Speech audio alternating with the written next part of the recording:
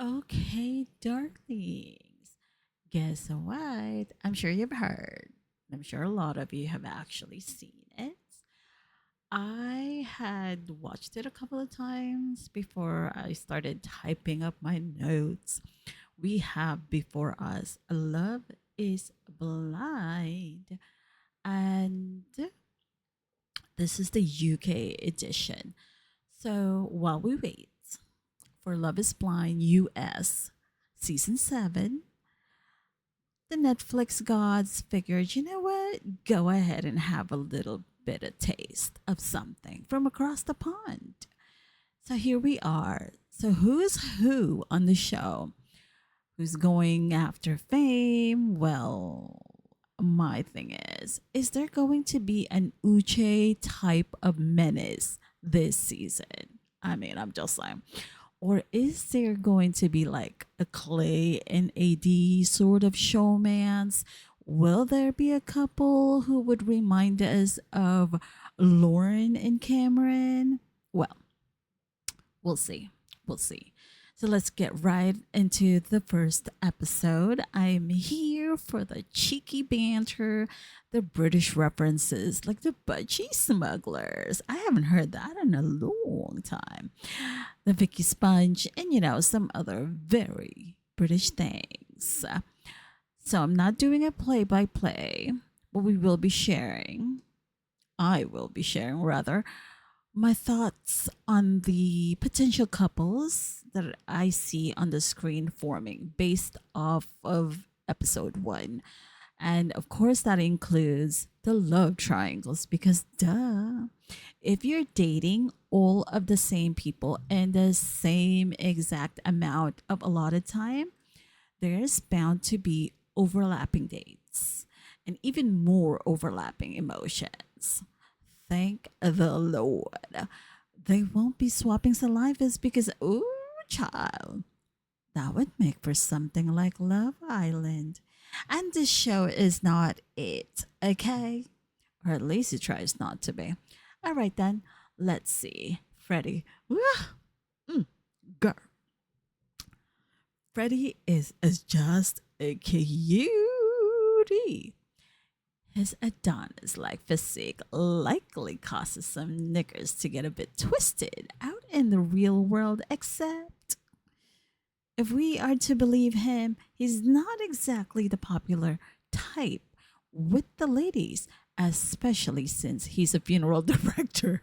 I would have been like, girl, how about you show me around, what the price range is of those coffins and slip me your digits while you're at it. I'm just saying.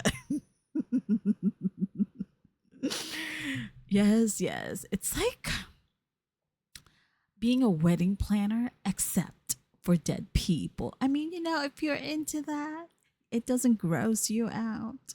You're good to go. Shoot. I mean, it's definitely not for the faint of heart, okay? Those who want to date him. I mean, I guess even his Adonis like visage can't keep the ladies stigmatized. Again, I'm just saying. So then we have Catherine, the dental nurse from Jersey. No, not that Jersey. This is one of the islands on the Channel Islands archipelago off of the English Channel, in between actual interior Europe versus a little tiny island that is comprised of England, Scotland, and Ireland. Just saying. So she's kind of reminding me though of Jess from last season's Love is Blind. Is it me? Or there's like a low lying minx under the surface that's like ready to scratch off anyone who gets too close to her number one, who is Ollie. And speaking of, Ollie is 32. He is in software sales and he is, ooh, software sales? Wait a minute. Isn't that the same job that Clay had? Clay. Enough said. Okay, Ollie, keeping my eyes on you.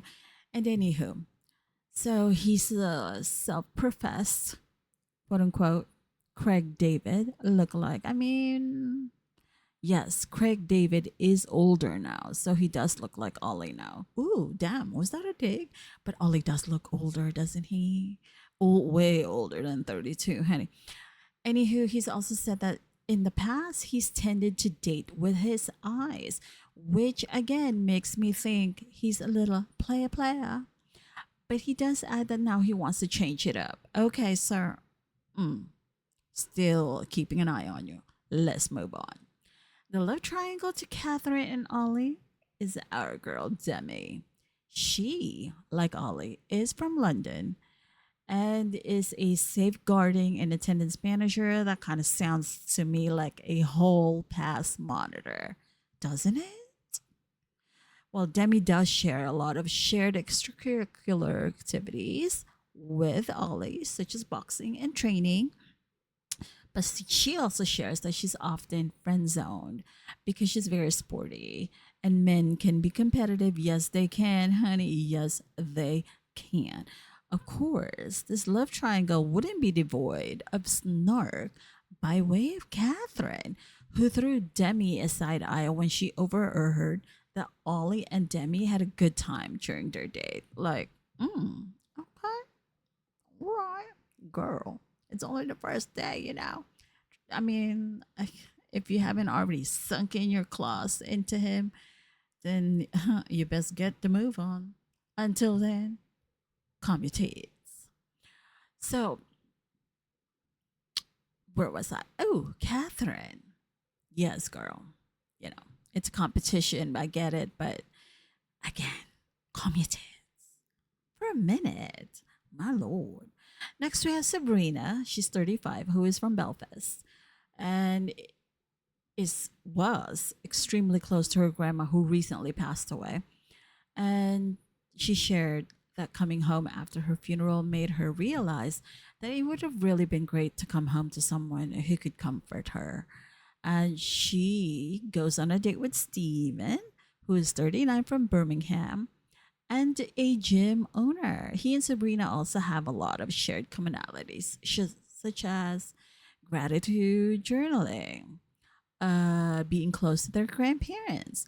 He wears his grandpa's ring on his finger. She wears her grandma's on hers. And it's too cute. They clicked right off the bat. And are they going to be like the Johnny and Amy of the show? Oh, Heil. I shouldn't have jinxed them. I now remember Johnny and Amy had that point of contention over contraceptives. Ooh, anyway, moving on. We have Sam. Ooh, dear. He is 31 and is a product design manager.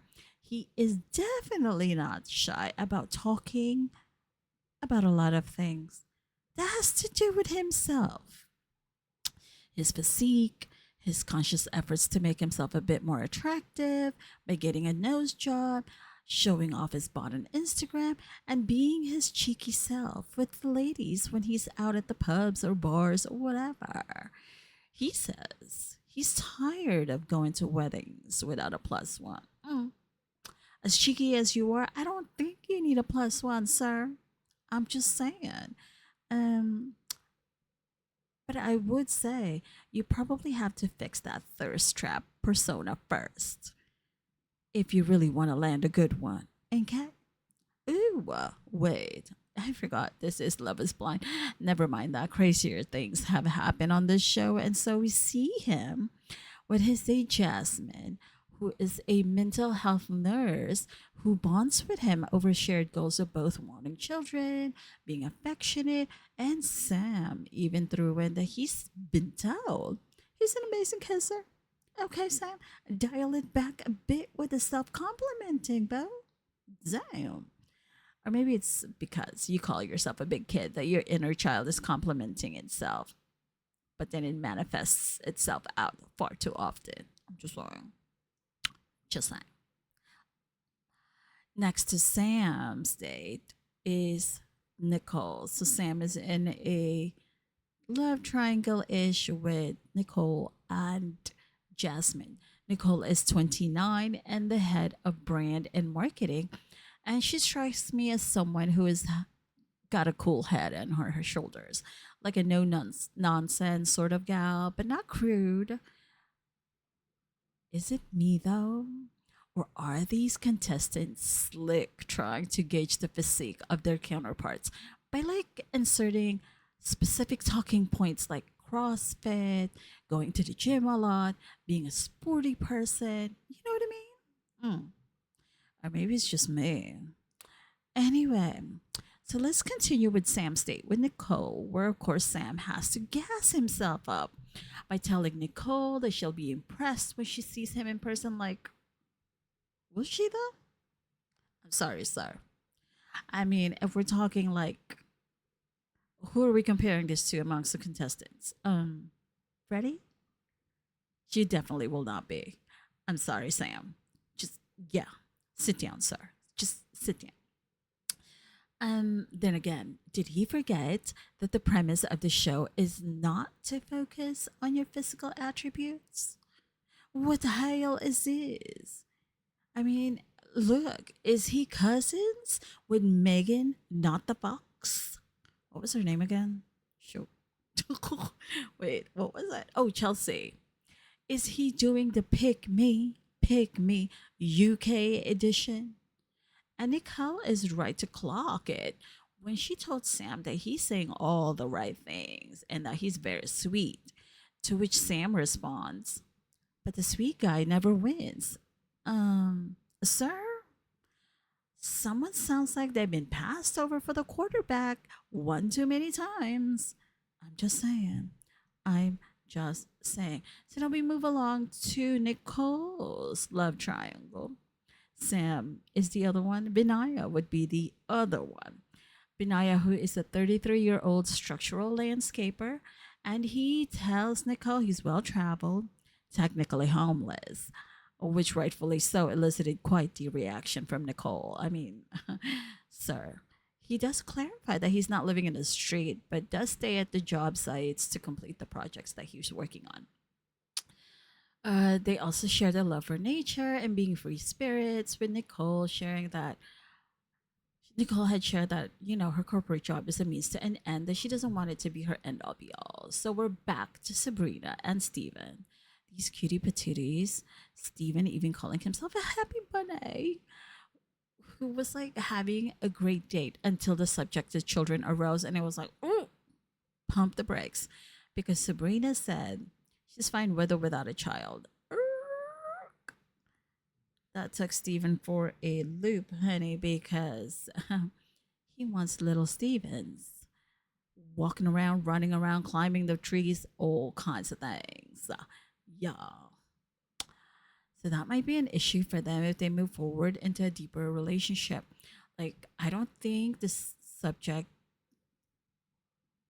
would be something that they could really get around, just kind of like the elephant in the room. I mean, unless they both can come to a true compromise, I think that it would only be a matter of time before their relationship dissolves, because this specific subject would be the catalyst in that. And for both being nearly 40s, I mean, they do look like they're nearly 40s. Yeah. Steven's 37, Sabrina's 35. Yeah. I don't think any one of them would want to be like changing diapers when they're like in their 50s or older. I mean, I don't know. Sure. To each his own, right?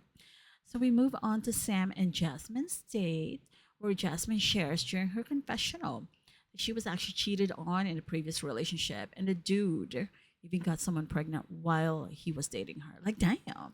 Okay, sir. What were you trying to chase?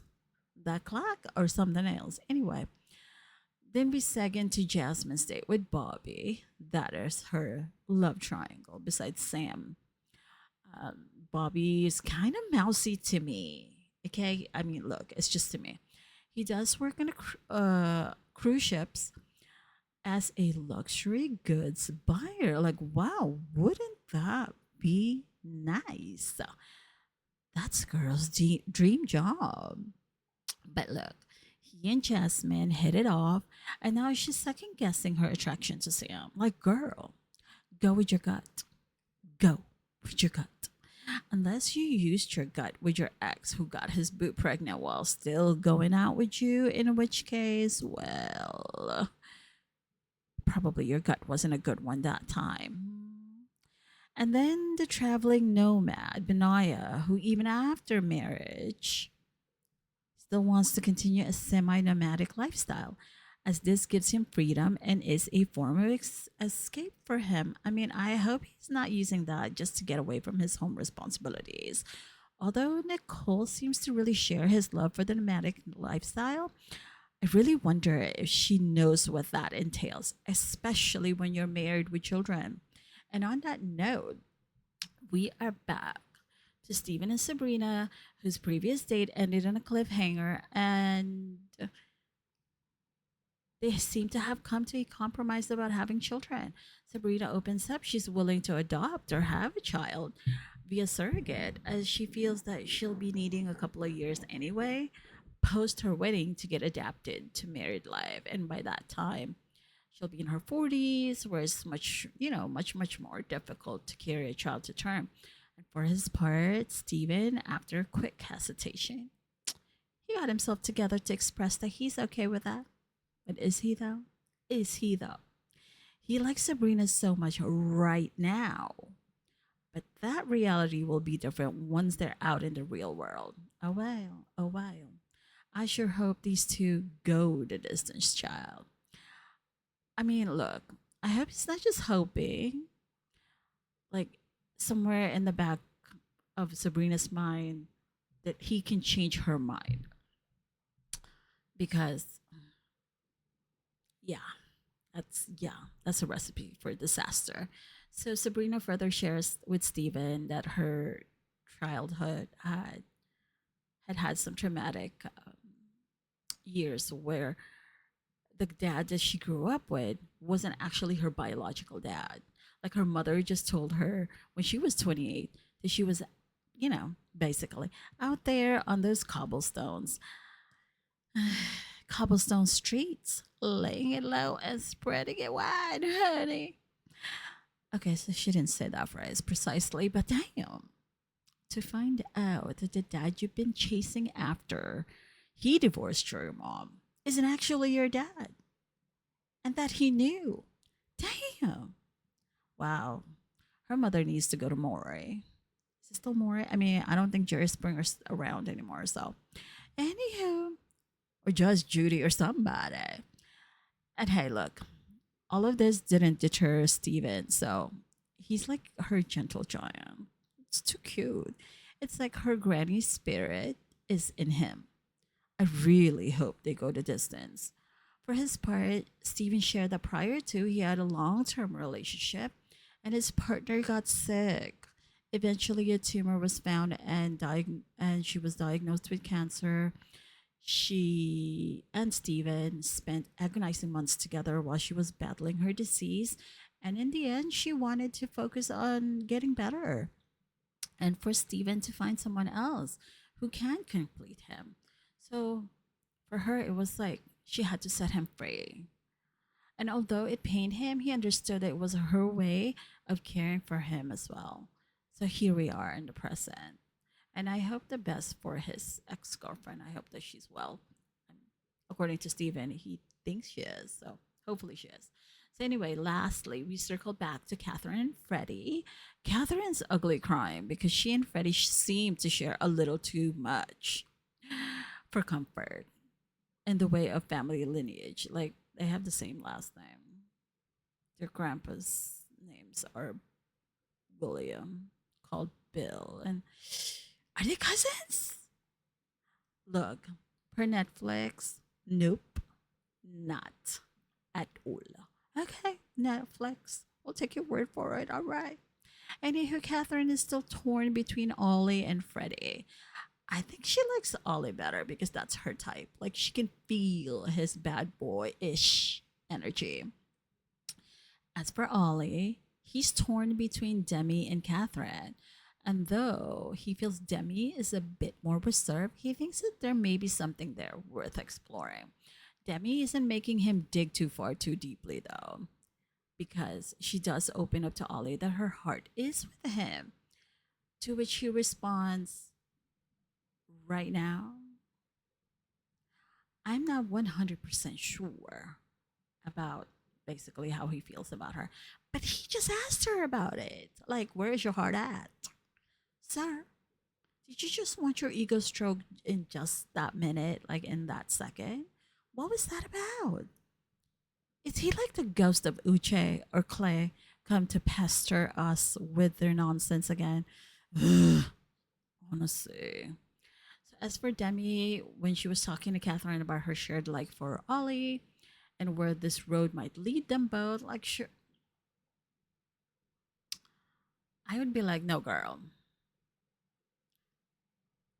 I would say, look, I'm here to find me a man. And girl, Catherine, you are in the way. That's what I would have said to Catherine. Because, Catherine was kind of trying to like sneak in there, like, so what's going on with you and Ollie? Because, Ollie is my number one. No, sir. And no, ma'am. Mm, um, no, ma'am. Still, in that confessional, though, that was really snarky of Catherine about her opinion on Ollie and Demi not really making it out in the real world. I mean, was she alluding to Demi's size? Like, is this the Jess versus Megan not the Fox scenario all over again? It's like Catherine's acting like she's seen Ollie outside. Wait, has she? Sure. I'm just saying.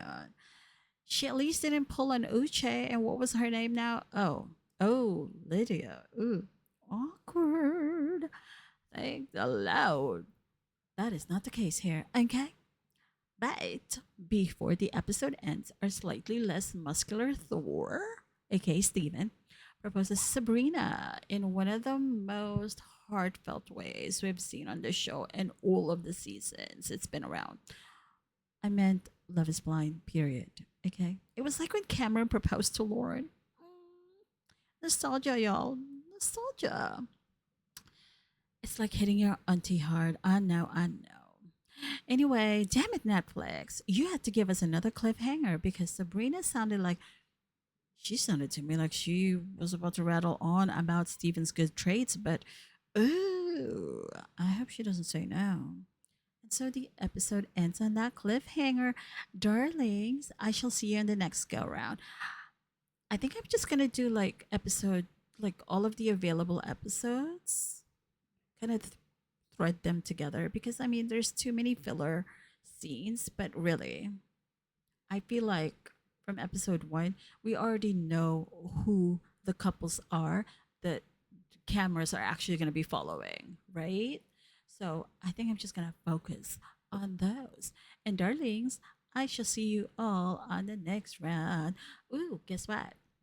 We are on 174 subscribers so far. Thank you, darlings, for your support of your dear old Auntie Sarcy. We are slowly moving along to our 200 subscribers goal for now. I know it's a slow step, baby steps, but it's organically growing, and that's how I like it. And you fabulous people, you continue on being fabulous. Try to leave grace for others. And always journey in gratitude. I shall see you all later. To the for now. Bye.